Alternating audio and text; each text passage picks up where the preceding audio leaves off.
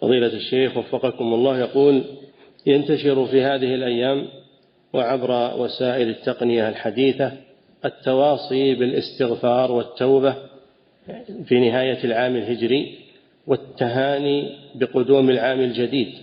كل هذا بدعة، ولا في عام جديد، ما في عام جديد، هذا اصطلاحي ما هو بعام جديد. كل يوم يمكن تكمل عام من عمرك، كل يوم، كل شهر، كل أسبوع، حسب مولدك، ما يتقيد بشهر المحرم. إنما هذا أمر اصطلاحي.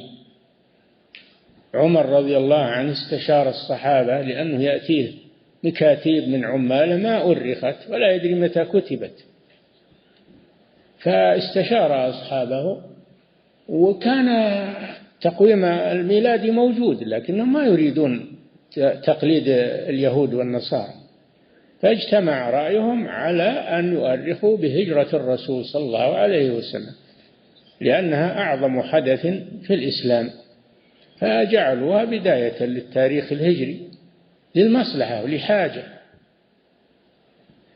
فلا يخص العام الهجري، لا يخص بتهنئة ولا يخص بدعاء ولا يخص، نعم، لأن هذا ما ورد، فهو بدعة. نعم.